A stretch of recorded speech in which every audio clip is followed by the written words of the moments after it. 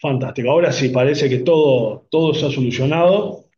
Bueno, daremos paso a la presentación del profesor, al accidentado comienzo de presentación del profesor, al cual mucho le agradecemos por su participación en esta instancia. Y bueno, queda en uso la palabra. Muchas gracias, muy buenas tardes. Mi primera visita a Montevideo, muy agradecido, en primer lugar con el doctor y querido colega y amigo, el maestro de maestros dentro de la FIADI, don Marcelo Bauzá Orrelli, que ha sido la persona que de una u otra manera ha propiciado la posibilidad de este intercambio con la Universidad de la República y particularmente con el Instituto de Derecho Informático. Muy agradecido en lo personal con la profesora y doctora María José Viega, que fue la anterior directora del instituto y la persona que primero hicimos contacto con ella, a su actual director, el profesor y doctor Nicolás Antunes, que está aquí con nosotros, a todos los miembros del instituto que están presentes en línea o aquí de manera presencial, a alumnos presentes también de la Facultad de Derecho de aquí de la Universidad de la República y a queridos colegas, amigos, amigas de la FIADI presentes también en este encuentro, que más que una plática es un intercambio, donde siempre estaremos de una u otra forma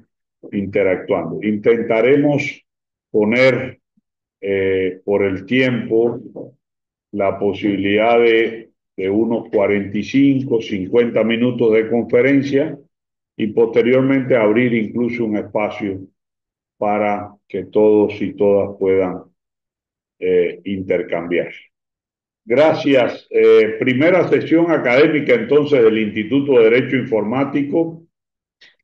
Me complace estar presente aquí con esta ponencia que hemos denominado eh, abogado digital o ciberjurista, el gran cuestionamiento.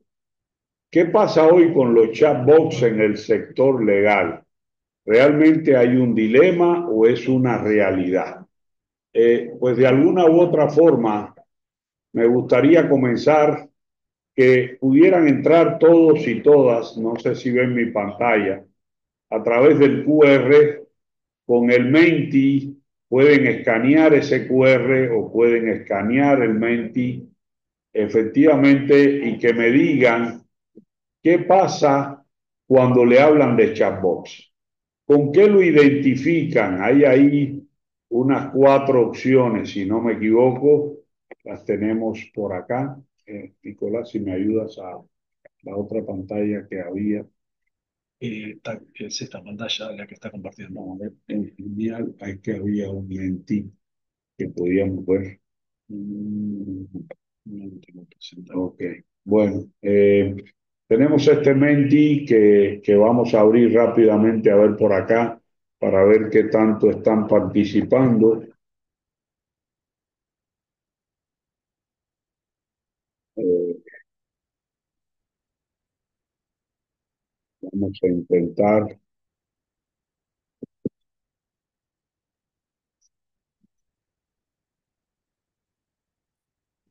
Ir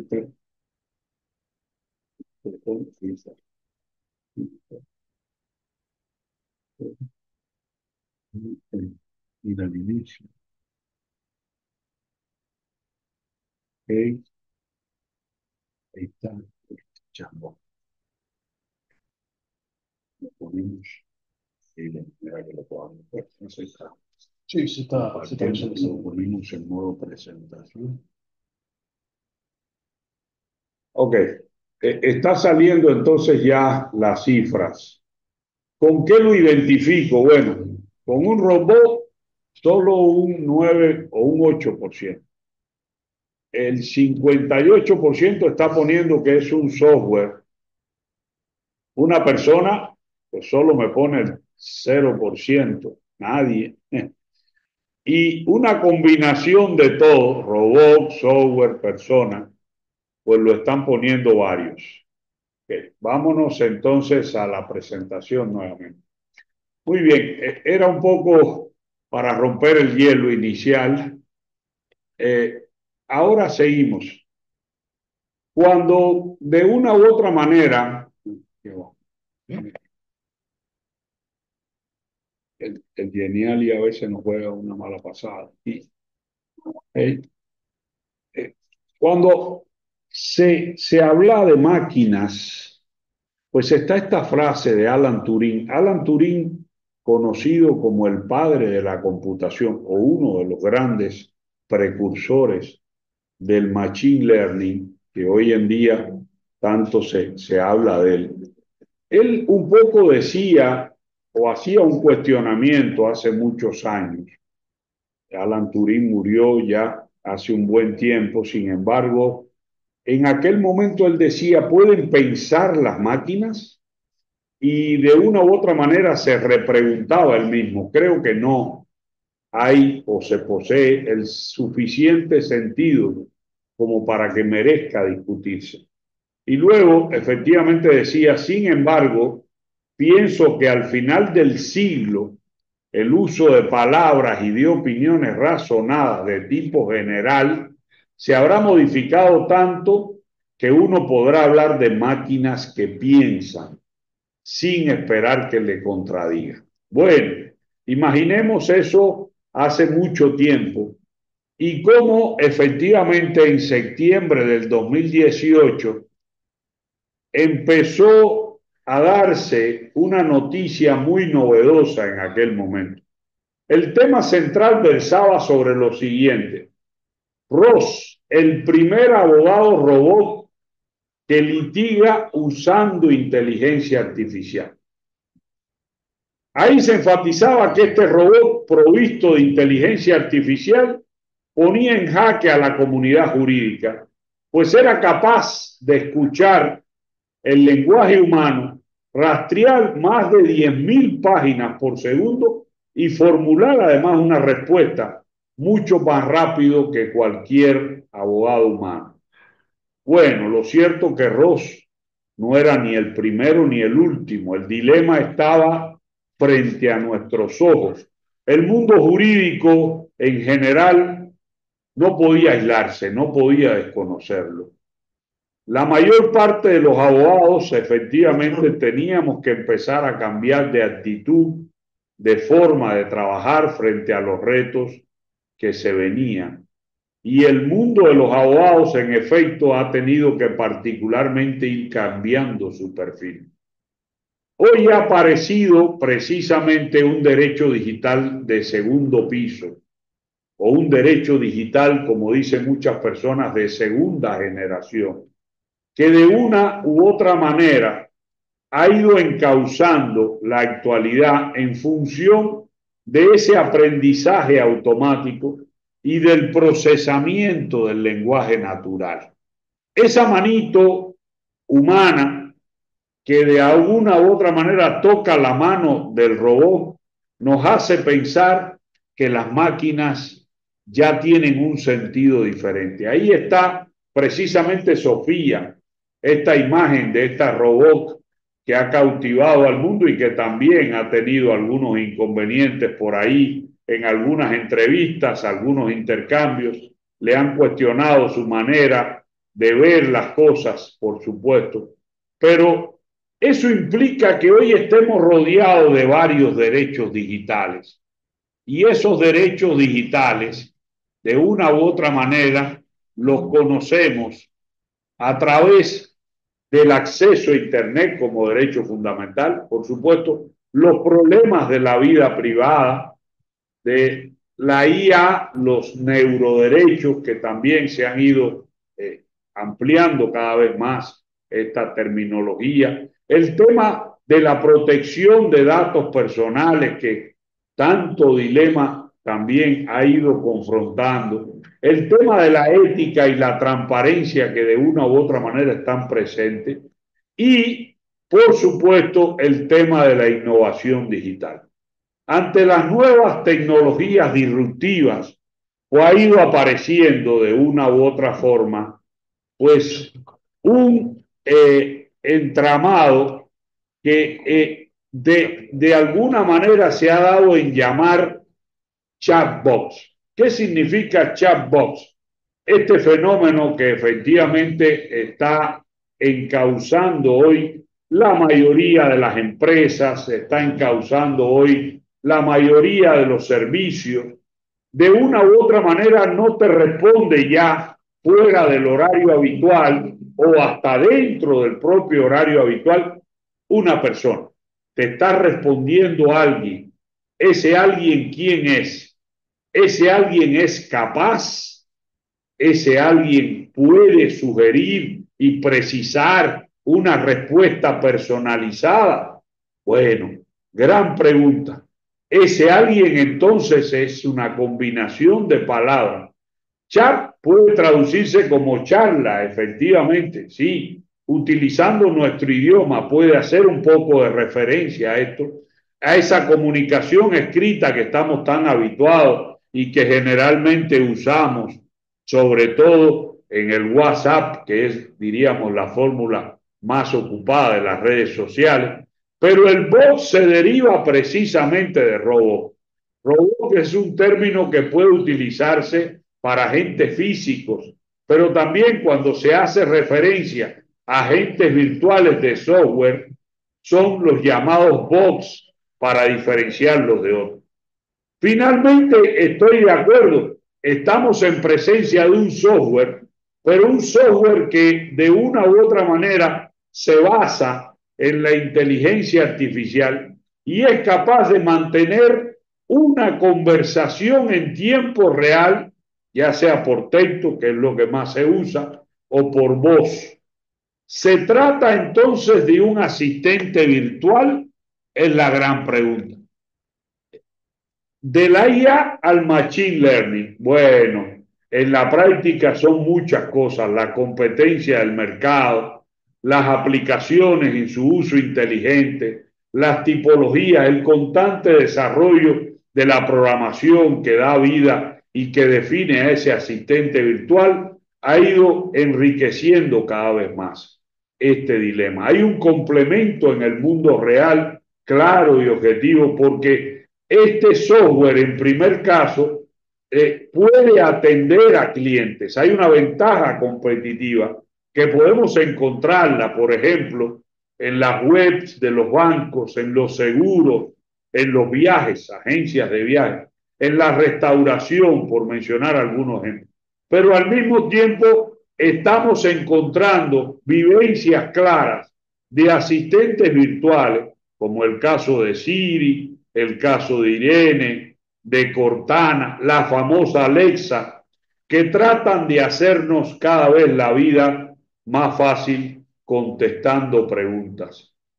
Esto no es nuevo. Alan Turing desde 1950 desarrolló experimentos que de una u otra manera hacen pensar que la finalidad era comprobar si el ordenador podía o no interactuar y convencer al interlocutor, al humano. Efectivamente hay programas que se han ido adaptando y en la actualidad lo que ha pasado es que hay un boom, hay una explosión de ese aprendizaje automático y hay un procesamiento del lenguaje natural que de una u otra forma está consiguiendo crear chatbots eficaces, útiles para los usuarios, mejorando cada vez más su precisión y la capacidad de respuesta. Están por todos lados. ¿Qué más puede hacer un chatbot? Pues ya no se sabe. Estamos inmersos en unas expectativas que se han estado generando en función de esto. El sector legal del mundo anglosajón va un paso por delante, sí, efectivamente, y lo vamos a ver más adelante con un ejemplo que traemos por ahí.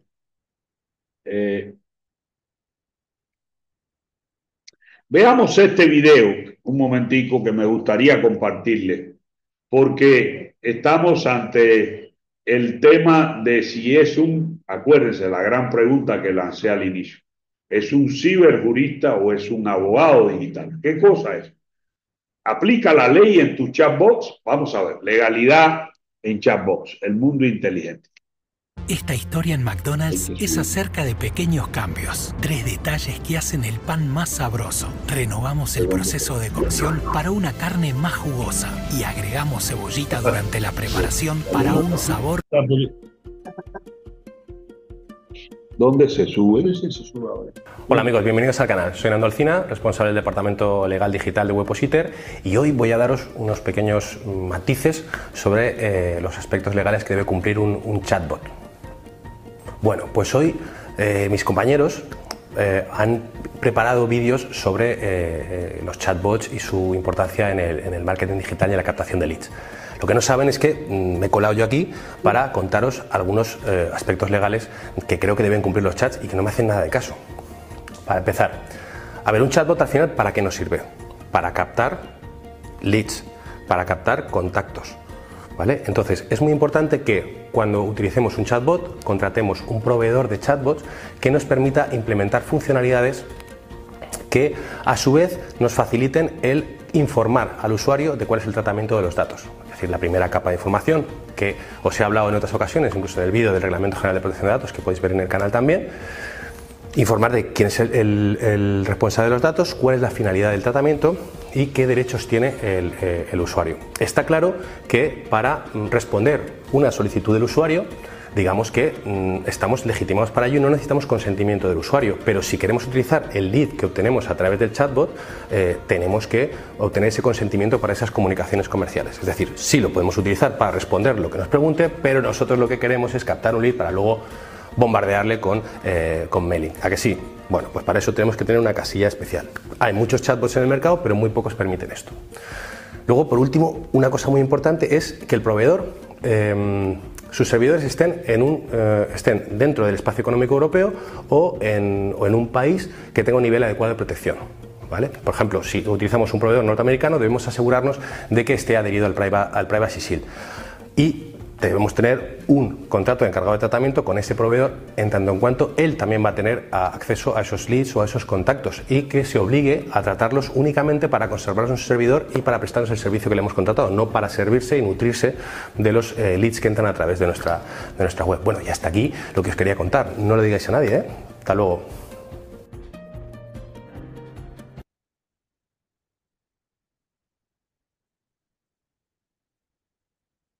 Derechos conexos es un tema, es un dilema. El chatbot no es una magia, ¿eh? No, no es magia. Los chatbots están programados para interpretar el contexto de una conversación. Por supuesto, responden a preguntas de determinadas herramientas de la llamada inteligencia artificial, y efectivamente se identifican ciertos patrones y estas conductas en función de datos y de predicciones. Los chatbots pueden ser lineales y están basados en una especie de arquitectura tipo árbol de decisiones y son poco inteligentes.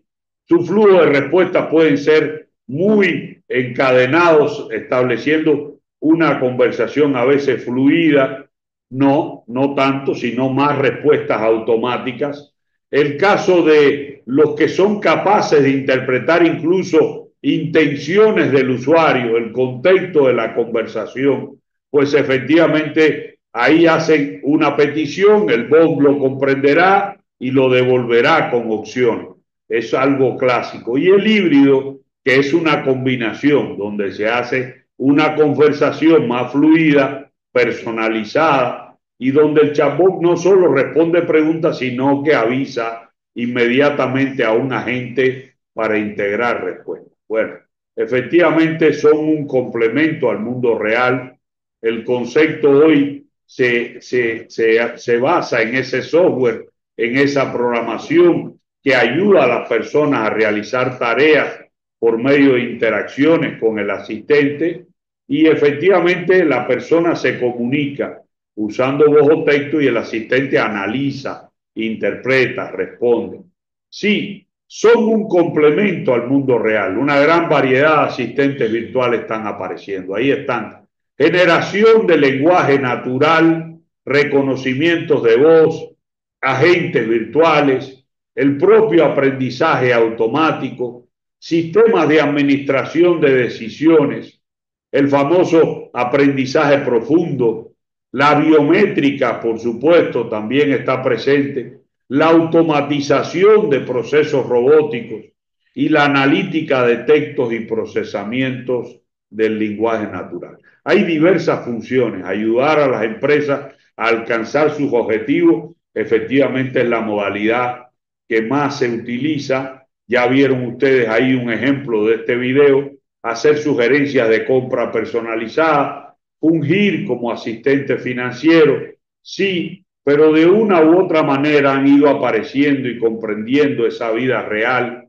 que todos tenemos e identificando cada vez más la problemática. ¿Qué más pueden hacer? Bueno, brindar respuestas inmediatas, sí. En todo momento su nivel de respuesta es prácticamente similar al de un chat con un agente personal. El cliente no tiene que esperar horas para recibir respuestas. Se crean fuentes de empleo, pues en el 2020 recuerdo que hay un dato por ahí de la IA como motor de trabajo neto positivo en el mundo, a pesar de que las empresas se involucran en el área de tecnología, pues están apareciendo nuevos puestos de trabajo en ese sentido. Se genera inversión, por supuesto, debido a la aceleración. El año 2021, por ejemplo, representó para los chatbots un arranque importante. ¿Y a qué se debió esto? Pues efectivamente pasando la pandemia generó ese intercambio, esa virtualidad cada vez mayor, para mal de nosotros como personas, como seres humanos, pero para las empresas que efectivamente vieron un nicho de mercado, una oportunidad, y en ese sentido se constituyó esa inversión. Es el principal canal de comunicación con los clientes. También, efectivamente, lo que significa ser el primer contacto y al mismo tiempo un potencial cliente. Recuerdo mucho una anécdota de un CEO de una empresa que decía, ya yo no tengo que estar 24 horas, ¿no?, enfrentándome al dilema de si un cliente me llama o me deja de llamar o si hay un intercambio. No, para eso tenemos a los chatbots y reducen costos. Fíjense que esto es interesante, parece una inversión muy profunda en un inicio, pero en la práctica las vivencias es que donde la competencia es cada vez mayor, los chatbots ayudan a que las empresas tengan clientes más fieles y efectivamente necesitan aclarar dudas y todo esto, y en ese sentido el chatbot lo va ampliando. La normativa entonces sobre derechos conexos abarca todos estos campos. La vivencia entonces es que estamos hablando de un gran ecosistema. Vamos a seguir aquí. Y aquí está un caso muy famoso. Bueno, Do Not Pay. Do Not Pay es tal vez el más famoso de todos los chatbots. En Estados Unidos hay un caso real de chatbot legal como este. Una compañía que creó Joshua Brother y que es un tecnólogo, lo vemos como un ejemplo sobre todo porque se metió en el terreno financiero, ¿no? El monopolio de la prestación de servicios legales que tenía la abogacía hasta ahora se ha terminado. Y esto, en lo que respecta a asuntos muy básicos y susceptibles de automatizar, pues es sintomático. Veamos este video. La startup Do Not Pay creó el primer abogado robot con inteligencia artificial. Escuchemos. ¿Dejarías que un computador te defendiera en un caso? Sí. Do Not Pay creó el primer abogado con inteligencia artificial. Este va a defender a los casos de separación de matrimonio, multas de tráfico, etc. Los creadores dicen que quieren competir contra la burocracia y los elevados costos que los abogados tienen hoy en día. ¿Dejarías que una inteligencia artificial te defendiera en un juicio? Te escuchamos.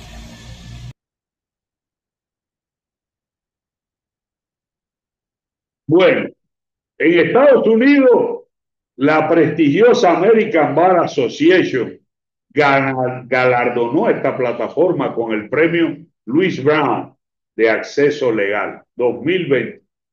su compromiso de mejorar el acceso a los servicios legales para la ciudadanía, sobre todo con escasos recursos, con menores recursos. Do Not Pay se postula en su cuenta de Twitter como The World First Robot Lawyer. Ya ocurrió con Ross, yo se los dije también, la herramienta con tecnología de IBM Watson, pero es impresionante la evolución. Se ha empezado a ayudar a particulares de Reino Unido y Estados Unidos con multas de estacionamiento. Ahora ofrece servicios en más de 100 áreas diferentes en derechos al consumidor. Ha evolucionado una estrategia, como les decía, en la parte financiera de monetización, pasando a cobrar $3 mensuales a los usuarios. Y por cierto, aseguran incluso que no cobra porcentajes en los casos. No monetiza por publicidad en la web ni vende sus datos a terceros. Interesantísimo. ¿Hay otros chatbots legales ya? Sí, muchísimo. Yo les recomiendo Derecho Práctico.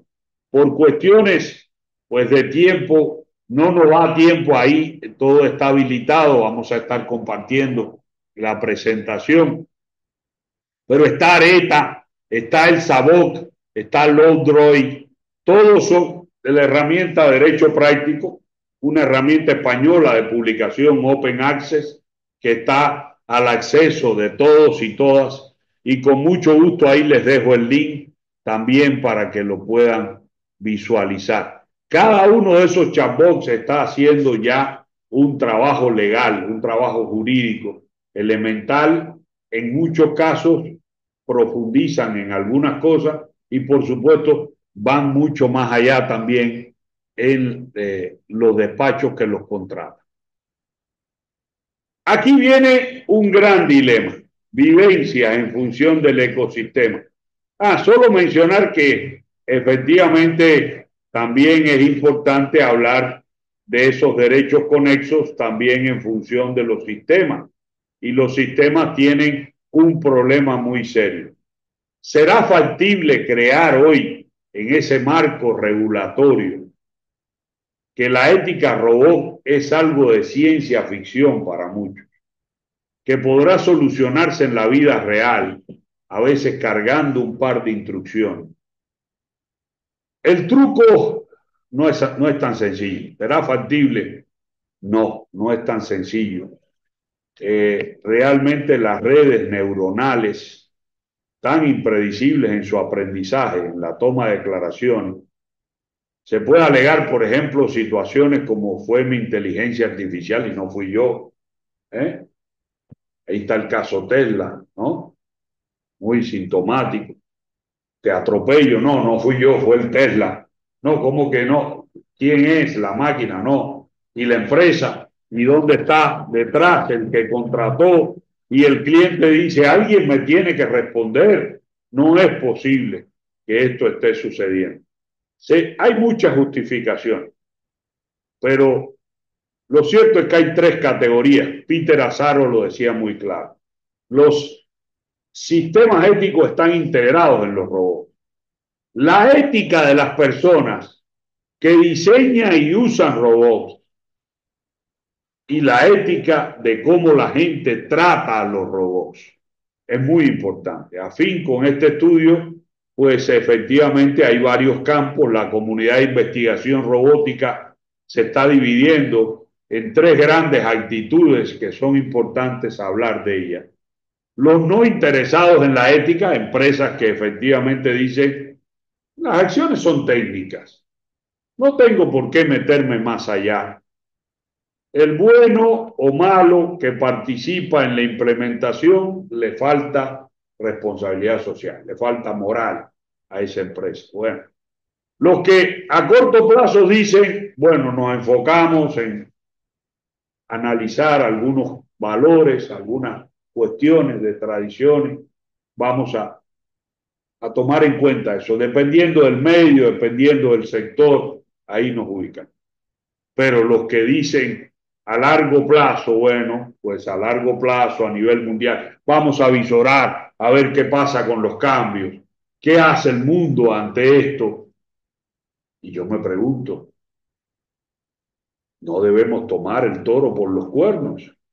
La inteligencia artificial está ahí, en nuestros ojos, en nuestra vista, está avanzando cada vez más. Necesitamos regular, necesitamos establecer ante las conductas y comportamientos ciertas cosas muy claras. Yo diría, estoy a favor de un código de ética sobre robots. ¿Por qué no? La relación humano-máquina tiene líneas, pero el proceso a nivel legislativo se puede lograr. Y hay líneas de conductas entre humanos y robots encaminadas a protegerse, sí, pero dejando muy claro que pueden afectar el trabajo humano, sí. Hay ciertas situaciones, hay que asumir en el mayor de los casos probablemente una resolución que introduzca un marco jurídico, por ejemplo, en esta cuestión, que vuelvo a poner el ejemplo de los vehículos autónomos, que son una realidad ineludible. Y a eso lo ligo, ese código de ética sobre robots, con la personería jurídica. Bueno, este es un tema que sí se ha discutido bastante. En España recuerdo que hay una discusión muy fuerte al respecto. Es una persona el robot, tiene personalidad jurídica el robot. Bueno, efectivamente es innegable que estos sistemas se convertirán en un actor social. Ya se ha planteado el dilema de derechos, obligaciones, derechos conexos, ya vieron todos los campos que se abren, el impacto laboral que va a afectar negativamente a personas, los sistemas de seguridad social que efectivamente se van ampliando, y desde el punto de vista del ámbito penal, pues podría ser contradictorio. La sociedad de una u otra manera dice, si el robot delinque, pues tiene que ser juzgado. Bueno, y la persona que le puso el logaritmo, el que creó el software, ¿qué pasa ahí en función del instrumento objeto del delito? Bueno, efectivamente hay una personería jurídica existente que no está muy clara, pero que puede adaptarse en el contexto de la responsabilidad. Ahí es donde yo lo veo. Vamos entonces un poquito a la discusión. El dilema virtual a la realidad legal. Ese es el gran cambio. De alguna manera, severamente la forma de trabajo de los abogados se va a cambiar. Lo estamos viendo. El que no se meta en 5 años, y lo digo con mucha propiedad, el que no se meta en 5 años en estas cuestiones va a perecer. Me refiero al despacho, al abogado, a la abogada, que de una u otra manera no empiece a estudiar y a profundizar en estos temas. ¿Por qué? Porque evidentemente la realidad está ante nuestros ojos. El uso de modelos predictivos que transformarán la estimación legal, el abogado empezará a acostumbrarse a un entorno de procesos legales algorítmicos.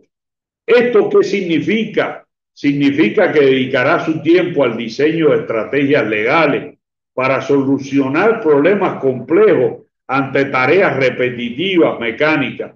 Ya no pasará más horas investigando y buscando jurisprudencia. Ahora te metes en el chat GPT y le puedes dar palabras, le puedes dar, pero el chat GPT no es la neta del planeta, pudiera equivocarse. Hay ciertos elementos para pensar, pero es una herramienta que efectivamente posee dotes de investigación y de análisis. Ese abogado no va a necesitar leer expedientes judiciales completos. ¿Por qué? Porque hay una serie de algoritmos y la tecnología del machine learning permitirá procesarlo, analizarlo, ofreciéndole claves para entender el problema.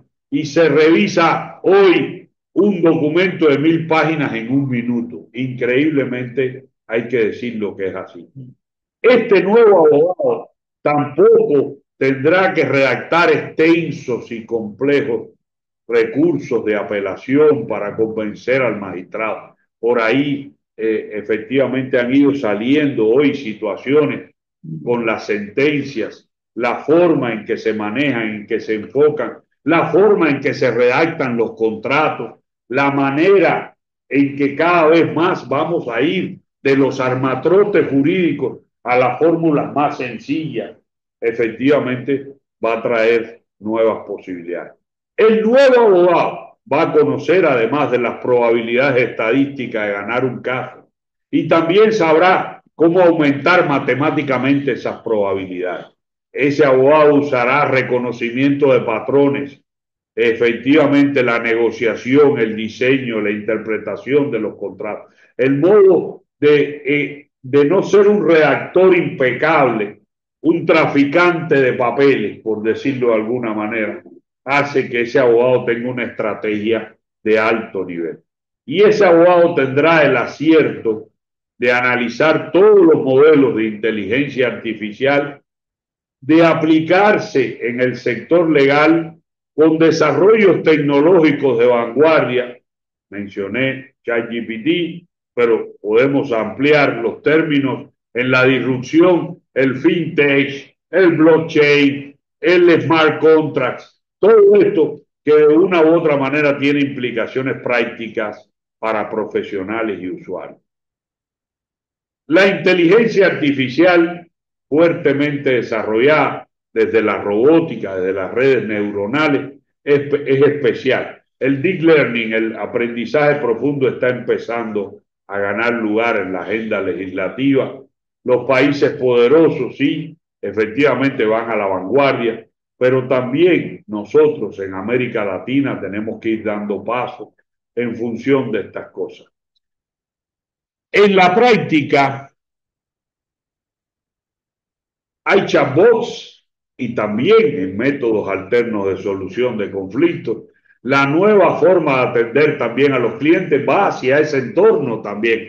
Es posible hacer una mediación en línea, es posible resolver un conflicto en línea, es posible usar efectivamente herramientas definiendo la experiencia, analizando el contexto, actualizar periódicamente, fijar objetivos. Y lo ves en las grandes empresas, en los grandes supermercados. Ya te metes si hay chats inteligentes que efectivamente tú solo le dices, oye, yo no quiero esta prenda, me quedó chica, esta prenda me llegó de una manera o de otra. Y entonces te envían, hay opciones, te envían el dinero de vuelta, o sea, te lo reponen a tu tarjeta, o te buscan la prenda adecuada y te la hacen en envío gratis, efectivamente, porque la empresa de alguna manera quiere mantenerte como cliente, o sencillamente, si no hay solución, pues ya sabes que hay un descrédito para esa empresa que se encargue. Veamos entonces cómo se dan dando las perspectivas éticas del cumplimiento regulatorio, los nuevos desafíos. Yo aquí solo le traigo unas pequeñas propuestas.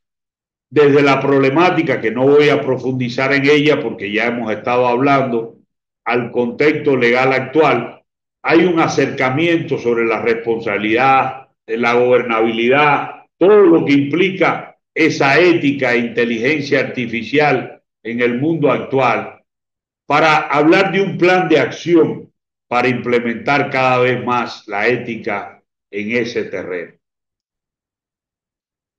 Acumulamos datos, sí, presentamos información, observamos tendencias, evaluamos y activamos oportunidades, inspiramos procesos. Pero volvemos, y lo ético y lo legal, bueno, aquí hay un proceso de integración de estrategia, hay efectivamente un potencial, hay un proceso de toma de decisiones que efectivamente tiene que ir a perpetuar, ampliar e incluso crear nuevos patrones.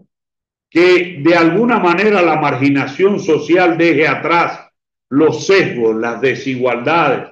El tema de las decisiones hoy en este terreno es muy importante. Recomiendo un documental que hay en Netflix muy bueno, efectivamente, que tiene que ver mucho con esto y que de una u otra manera habla de una persona del MIT, una investigadora, por cierto, de origen afro-norteamericana, y que hace una investigación en función de los patrones de conducta y de comportamiento y se crea un espejo y lamentablemente es tan fuerte el tema de los sesgos que con ese espejo que se ha ido creando en ese equipo de investigación, cuando ella se pone una máscara blanca, el espejo la reconoce. Cuando se quita su máscara, el espejo la discrimina. Impresionante. Vamos a buscar el título, lo vamos a dejar por ahí. Está ese documental, está en Netflix y efectivamente está creando hoy, pues está abriendo puertas en función de esto. Creamos estrategias legales sencillas de gran impacto. Yo creo que eso es lo primero.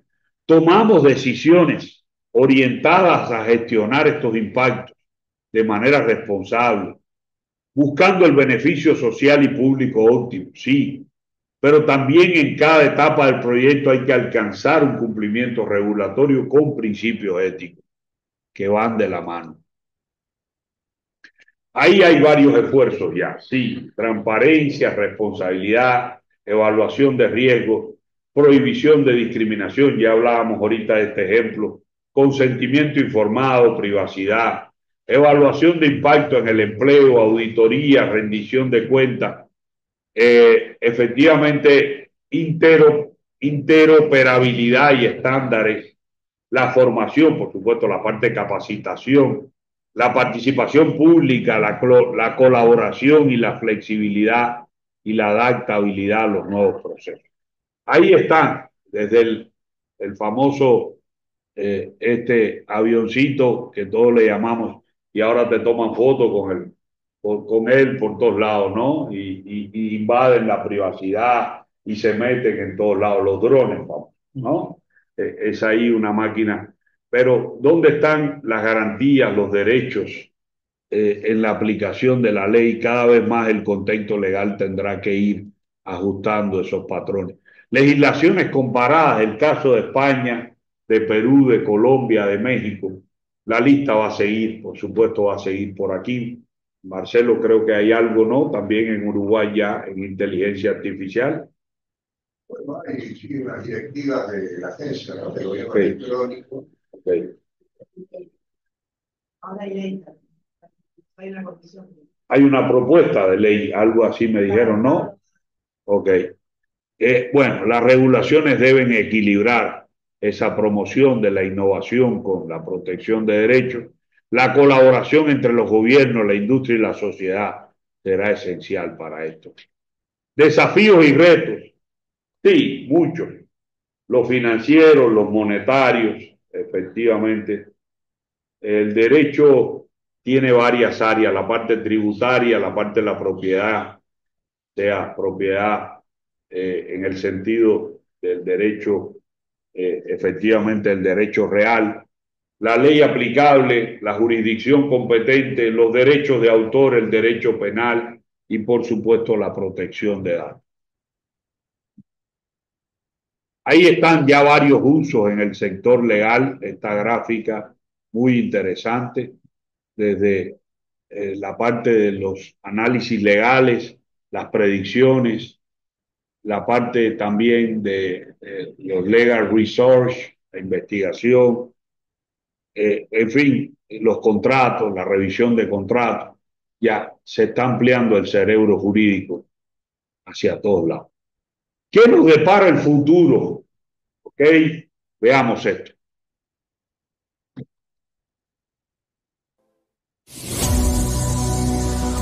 Ex-Monkey.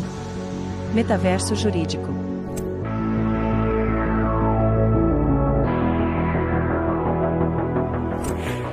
O mundo imersivo do direito está em construção. Escolha o seu destino e conheça as infinitas possibilidades. Ágora, conhecimento jurídico em ambientes imersivos.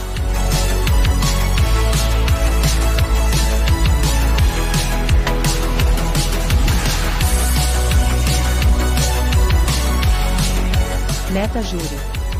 Experimentação jurídica em ambientes imersivos.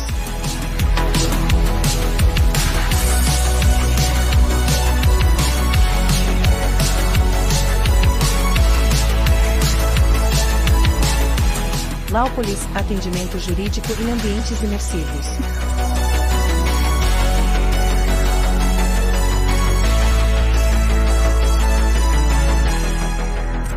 Embarque na jornada rumo ao mundo jurídico do século XXI.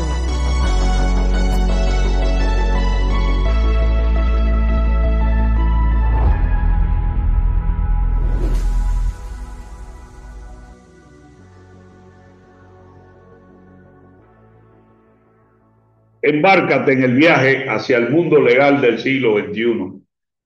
No se trata de ser solo un abogado digital ni tampoco un ciberjurista.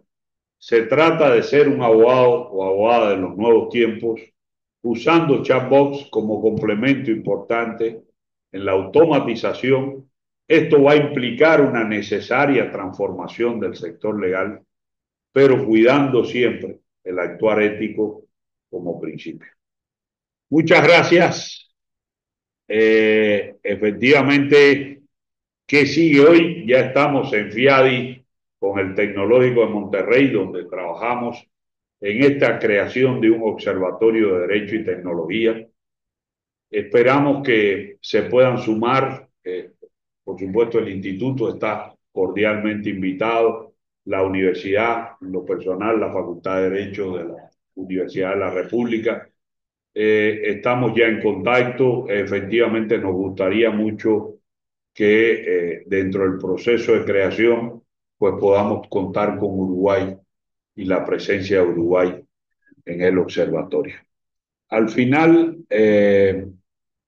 pues miren, estos son mis datos usando la forma tradicional, pero aquí están mis datos con mi propio chatbot ya lo pueden tomar en línea, ya nadie tiene que dar tarjeta ni ninguna cosa. Muchas gracias.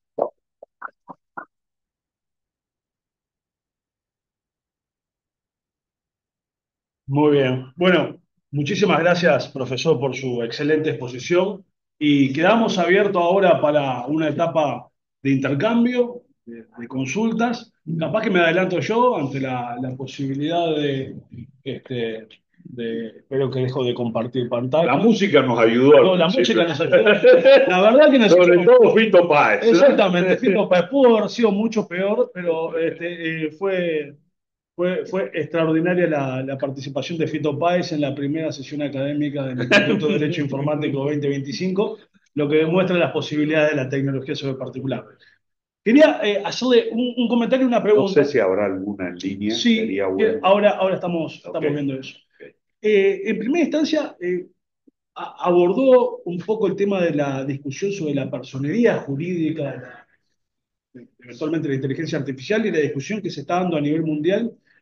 Y no sé si usted observa o tiene la misma preocupación que tengo yo en lo que es particular respecto a que ese formato jurídico lo que podría desencadenar es una suerte de limitación oblicua de la responsabilidad, por ejemplo, de desarrolladores de inteligencia artificial o aquellos de que se sirvan, en virtud que se crea un nuevo centro de imputación, el cual sería eventualmente responsable por los daños y perjuicios que causara un sistema de inteligencia artificial, exonerando por ende por ejemplo, aquel que ha desarrollado el sistema. Si ese no es un peligro que queda ahí latente, a la vez como el desarrollo de códigos éticos que sacan del derecho tradicional, del derecho sancionatorio, de la imperatividad de la norma y ponen una serie de parámetros que, bueno, tienen la flexibilidad que corresponde justamente a los lineamientos de carácter ético. Eso por un lado. Y la segunda es una pregunta más corporativa, debo admitirlo, que es, ante la notable irrupción de la inteligencia artificial en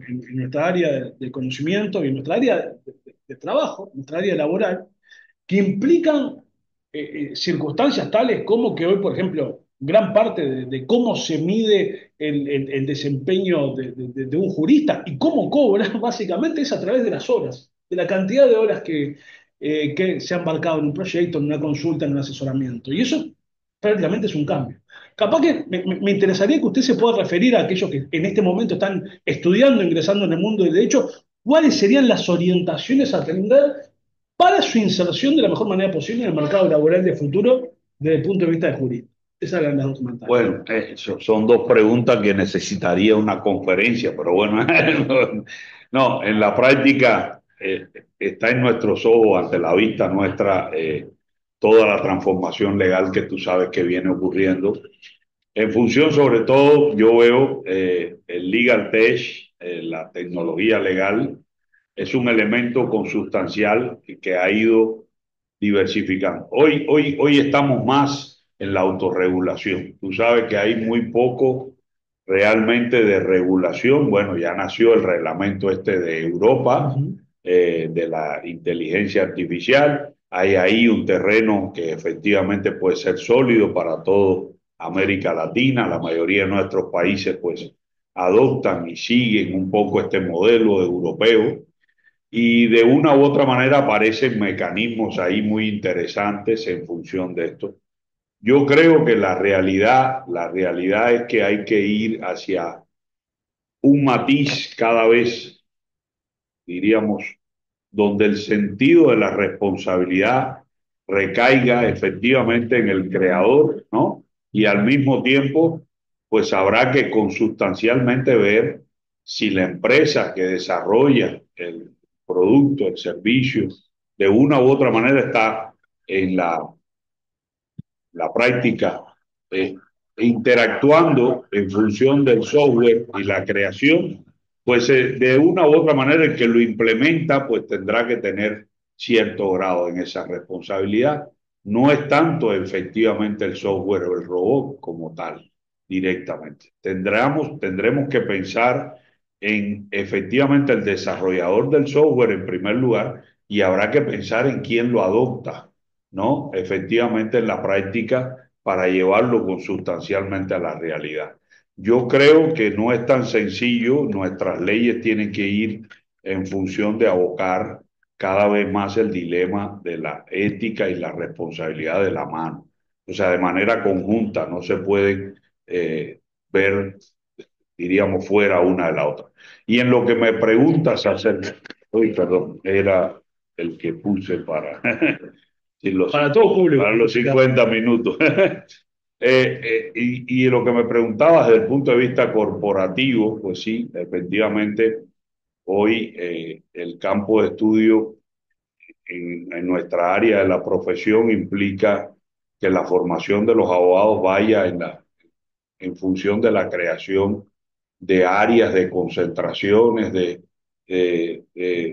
quizás no solo, no estoy pensando solo en maestrías, sino incluso en programas ad hoc, en programas afín con los cambios que se avecinan en función de estas transformaciones legales. Yo creo que sí es necesario que las universidades den un paso al frente en función de esos cambios y me parece importante que todas nuestras universidades piensen en un área de concentración, un área de especialidad, en función de los cambios que se avecinan. Nosotros, al menos en el Tecnológico de Monterrey, ya tenemos una concentración en Derecho y Tecnología y estamos dando pasos firmes. Hay una materia de innovación tecnológica del derecho. Nos parece muy importante que los abogados y abogadas comiencen a prepararse porque llegan a las empresas y llegan efectivamente ya con un sustento legal importante, ¿no? Así lo veo. Muy bien. Vamos a ir primero a tenemos ahí con mano levantada y luego vamos a ir al chat que también hay preguntas. Sí. Nos toca Silvia Heito, Sí. por favor, es el momento. Doctores, ¿cómo les va? Buenas noches. Con Sí. todo esto que estuve escuchando, me retrotraí en el tiempo a Derecho Informático 1, cuando el trabajo que nos tocó hacer con mi grupo fue jueces como robot, la inteligencia artificial, en función de jueces. Y yo soy una negada a la tecnología en el uso de desplazamiento del ser humano, porque creo que no podría aplicar la empatía que requieren ciertas situaciones. En cuanto a lo que decía recién el doctor, de a quién se le imputaría una malversación, un mal uso de la tecnología, del software, yo creo que no es la herramienta, sino la forma en que se usa una herramienta Es como cuando hablamos con los perros, no es el perro el culpable, sino cómo lo crían. Esto es exactamente lo mismo, porque si tenemos una muy buena herramienta y la usamos mal, la culpa no es de quien la creó, sino de cómo lo llevamos adelante. Y vuelvo a lo de la empatía.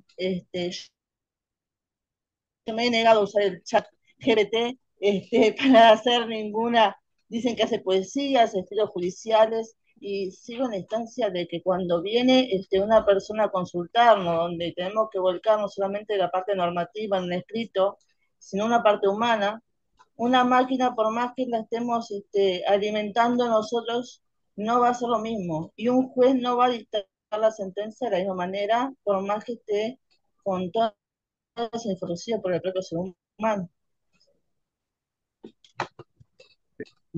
Sí. Gracias por el comentario, Silvia. Te lo agradezco. Tengo acá en el chat, antes de pasar a las preguntas presenciales, primero un comentario que tenemos de Ítalo del Erba, que decía que en el caso peruano tenemos una ley de inteligencia artificial desde Sí. julio de 2023 con el fin de promover el desarrollo económico y Así social. es. Y también realiza una intervención, dice, profesor, una consulta. Usted dijo que el derecho digital es la segunda generación de derecho informático. ¿Cuál fue la primera generación? No me queda claro. Gracias. La informática jurídica, ¿no? La informática jurídica, lo que conocemos en informática jurídica. Efectivamente. No, incluso yo podría decir que hasta el campo se ha ido ampliando. Desde informática jurídica pasamos al derecho de la informática. ¿Tú te acuerdas? Aquellos primeros terrenos que el doctor Marcelo Bauzá tiene hasta su libro, el manual de derecho e informática jurídica de aquellos tiempos, y cómo ya no es solo la herramienta, es después la predicción, lo que empezó a aparecer en función de la aplicación del derecho con la informática, el influjo, por poner un ejemplo, de los ciberdelitos, y que hoy son una realidad, el dilema de la ciberseguridad. Bueno, mañana me estoy adelantando un poquito, mañana vamos a hablar de ese tema en el Colegio de Abogados, pero efectivamente ha ido caminando, ha ido ampliando. Yo incluso diría que ante las tecnologías disruptivas, que es el caso más reciente, el blockchain, el fintech, todo esto que ha venido efectivamente a impactar los contratos inteligentes, pues el derecho digital y los recursos, yo mencionaba los neuroderechos, todo esto que de una u otra manera implica hoy una transformación en la manera de pensar y de actuar. Aquí tengo a Elizabeth, que en la parte de datos personales es sumamente fuerte en la mayoría de los países. Nosotros en México hemos dado un paso hacia atrás. Este año ha sido un poquito fuerte, pero no quiero adelantarme, lo voy a mencionar mañana también. Efectivamente hay un dilema ahí muy fuerte que muchos abogados no estamos de acuerdo con relación a los datos personales y los cambios y transformaciones que se hicieron. Pero esa es la circunstancia, por eso hablaba de que era un derecho de segunda generación. Gracias. Muy bien. Tengo acá al profesor Fabricio Mesano, quien quería hacer una pregunta. ¿Puedo? Bueno, vinculado con lo que Habla dijo Nicolás, con la primera pregunta de Nicolás, mi mayor preocupación con respecto al uso de chatbot para el ejercicio de la profesión tiene que ver con algo que en algún lado decía de la presentación de no se comparte ningún tipo de datos personales, lo que fuera, algo así era el concepto. Y el tema es, yo como usuario final, ¿qué tipo de certeza tengo y qué tipo de control puedo ejercer sobre si se comparten o no mis datos extremadamente privados del uso de mi aproximación a el derecho, mi consulta jurídica? Porque eso creo que es una de las bases fundamentales de esa confianza que yo tengo que tener en el profesional. Y después, ¿qué pasa con eso? ¿Cómo le doy yo la garantía al usuario final que esos datos quedan ahí? Bueno, sin ser yo un especialista en datos personales, porque hay personas más capacitadas que yo quizás para responderte esto, pero yo te diría que el aviso de privacidad de las empresas contempla eso. O sea, será importante que en el uso del chatbot esté presente la función del aviso de privacidad y hacia dónde van esos datos. Acuérdate que hay de todas formas un principio a reconocer que es los derechos ARCO. O sea, ese derecho está presente, va a seguir presente en la legislación actual, moderna. La mayoría de los países tienen un procedimiento para reclamar esa situación. Pero el dilema de los datos en función del chatbot que vas a usar y la manera o la forma, eso tiene que venir en el aviso de privacidad y tiene que quedar muy claro. Y el aviso de privacidad tú lo debes poder consultar, lo tienes que consultar abiertamente, incluso antes de usar el chatbot. Así lo debe plantear, así debe plantearse. Esa es la circunstancia que yo veo que ahorita un poco frena esta otra parte, pero no es tan sencillo. Yo estoy de acuerdo contigo, no es tan fácil y muchas empresas, pues la mayoría ya hoy cuando te vas a un chat te dicen en el aviso de privacidad, la sección uno no sé qué, píquelo si quiere consultarlo, o sea, te lo dejan abiertamente o incluso telefónicamente te lo dicen, implique la opción uno para escuchar nuestro aviso de privacidad. Y claro, efectivamente nos vamos a la opción 2 que es la que más nos hace falta, que yo quiero saber y que el chatbot me diga tal o más cual cosa. Pero esa es una realidad que estamos confrontando y que hoy en día tiene esa solución, al menos en la práctica. Tenemos acá al profesor Marcelo Bauzá que quería hacer un comentario. Bueno, dos o tres comentarios. El primero es que el tema de la inteligencia artificial y de los chatbots no deja de ser un tema representativo de lo que es el riesgo en la materia, en lo jurídico. El riesgo en el terreno jurídico ha sido tratado desde tiempos ya importantes, no de ahora. O sea, la inteligencia artificial suma otra escalón a las cuestiones de la teoría del riesgo en materia de responsabilidad, donde el centro de imputación durante el Código Napoleónico y nuestra tradición, digamos, civilista, en fin, era la culpa. Y ya no es más la culpa, el centro de imputación es el daño. Entonces, lo que importa es prevenir el daño. Y si el daño ocurre a pesar de la prevención, de alguna manera, bueno, facilitar los mecanismos de reparación. Sí. Y esto me lleva de la mano con algo muy interesante que leí hoy. No había tenido, hacía tiempo que no leía nada de Pablo Palazzi, el doctrino argentino, no sé si han leído cosas de él, que Pablo vincula, digamos, la cuestión de la regulación de la inteligencia artificial, donde está el chatbot ahí adentro. O sea, hemos visto una especie dentro de algo mayor que es la inteligencia artificial. Entonces, qué interesante lo que dice Palazzi. Puedo facilitar luego el dato más completo de la fuente. Dice, cuidado con la no regulación, porque siempre está esa tendencia en nuestro ámbito de lo que nos hemos ocupado del derecho informático tantos años, de decir, bueno, dejemos que fluya, dejemos que fluya. Pero lo que pasa es que cuando nos enfrentamos al peligro y cuando nos enfrentamos al riesgo, siempre ha habido una herramienta regulatoria de por medio. ¿Por qué renunciar a esa herramienta? Y Palazzi lo vincula con miren ustedes qué interesante, con la aviación. El derecho de la aviación ha sido regulado y ultra regulado desde muy temprano por la Organización Internacional, la OASI, las revisiones continuas de los ingenios de aviación. Falta un tornillo, falta algo, bueno, el vuelo no sale. Es decir, todo eso está muy regulado. Hay una ultra regulación. Nadie ha levantado una voz en contra, pero está en juego la vida de todos nosotros, o muchos más del planeta que pueden estar en alturas, y bueno, y los accidentes ocurren igual, pero se minimiza el riesgo. Yo creo que con la inteligencia artificial hay que operar de la misma manera. En ese sentido, yo voy en la teoría regulatoria. Ya, hay que prever cuáles son, bueno, algunas de las cosas ya todos lo sabemos, los sesgos algorítmicos, ¿sí?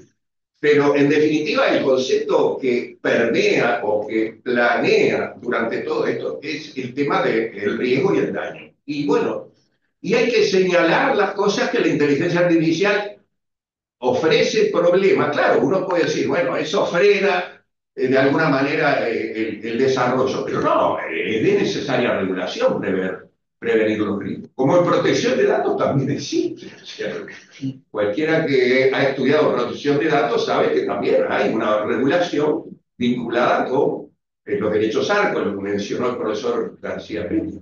De manera que, bueno, yo era un poco el comentario que quería hacer y traía eso de cuidado de decir, bueno, dejar que la inteligencia artificial. Después están los descreídos, los que dicen, bueno, la inteligencia artificial nunca va a empatar o a llegar, digamos, al razonamiento humano o al discernimiento humano. Pero bueno, están también los que dicen, bueno, pero la evolución, ahí apareció Bill Gates diciendo, bueno, 10 años ya tenemos operativos y operaciones de todo tipo vinculadas más con inteligencia artificial y con cyborg o robots o lo que fuera, que con humanos. De manera que, bueno, el derecho sigue teniendo su rol y el rol es regulatorio, donde hay que regular, donde hay que regular.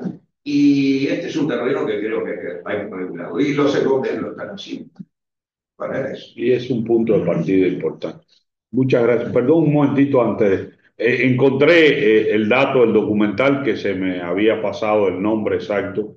En español es Prejuicio Cifrado, así se llama en Netflix. En inglés Coded Bias.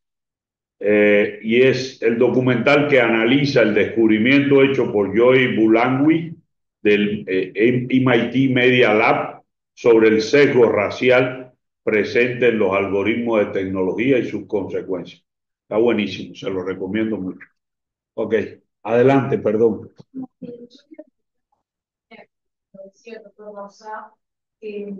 Se comentaba también el tema de cómo nadie pone un alto a la regulación, a la aviación cuando se está en juego la vida de las personas. Y me parece interesante reflexionar en el tema de la inteligencia artificial. Hace no mucho vimos un caso de, o sea, prácticamente un jovencito por interactuar con un chatbot decidió quitarse la vida. Su madre inició un proceso legal justamente demandando, tratando de responsabilizar a los creadores de esa inteligencia artificial, y ellos alegaban que no eran responsables.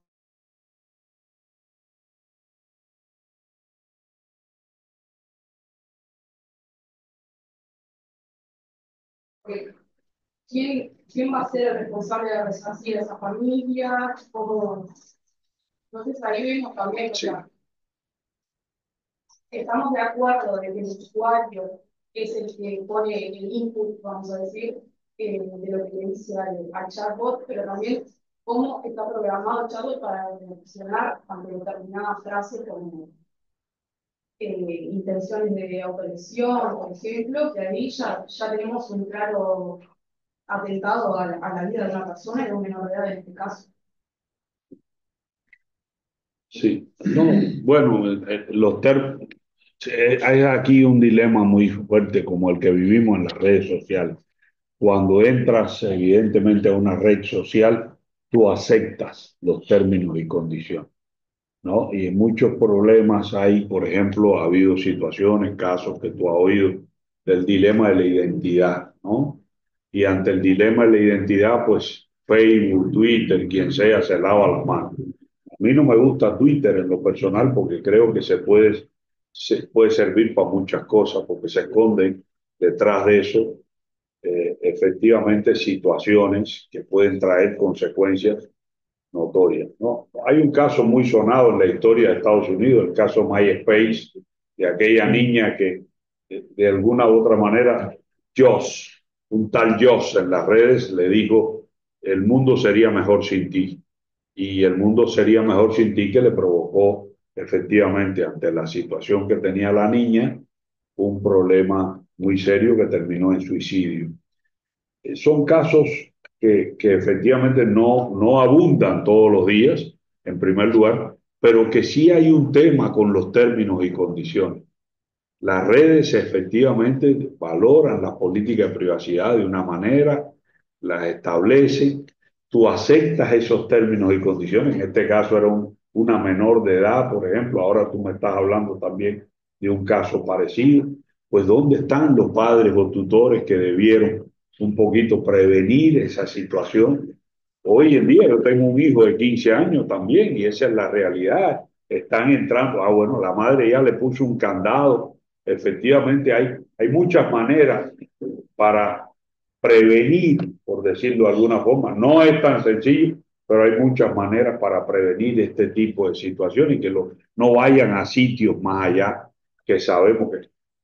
Pero es el mundo real. O sea, también si yo me voy a un barrio de Uruguay, de Montevideo, X o Y, puede que yo tenga una situación, una consecuencia. No es solo las redes llegaron para quedarse, ahí están.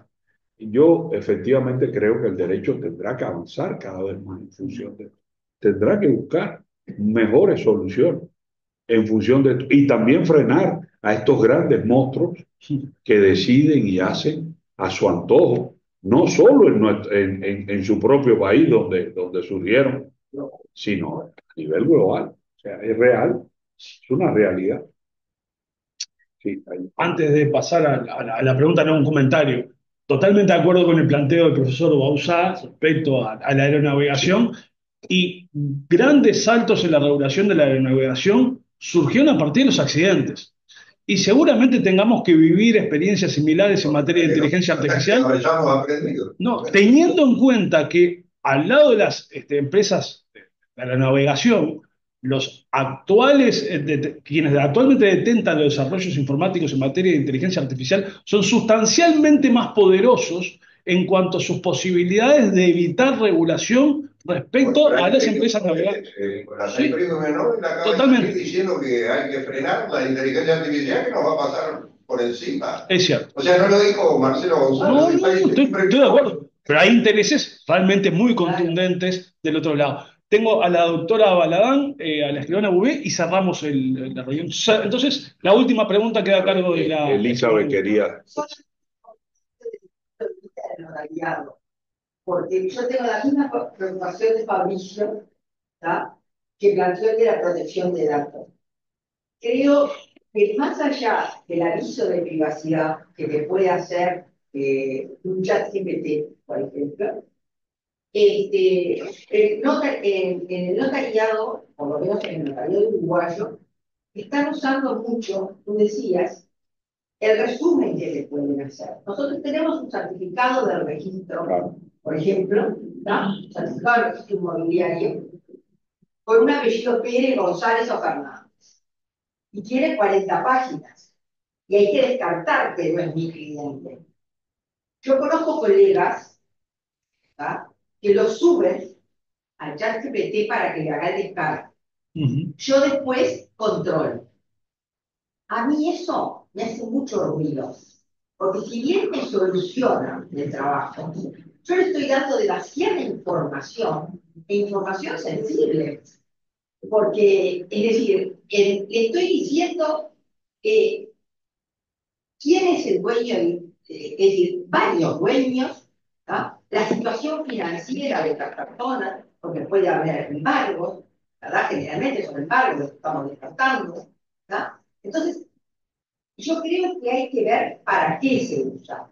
Creo que por lo menos en el área notarial, es decir, que es una profesión donde la confianza prima y donde lo que damos es la seguridad jurídica, tenemos que ver hasta dónde lo usamos. Hay cosas que son muy interesantes y pueden ser muy interesantes usados. Y es una herramienta importantísima para el Estado.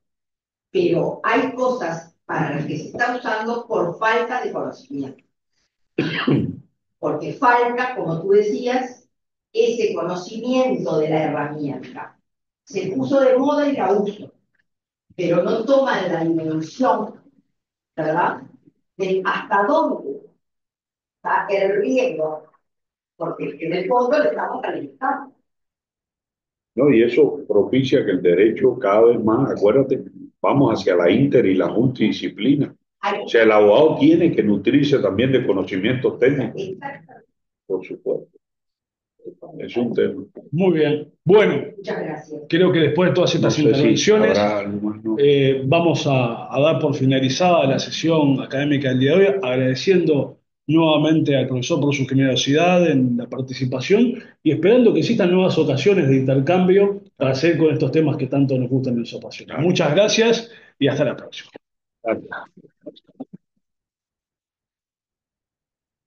Gracias a todos y a todas.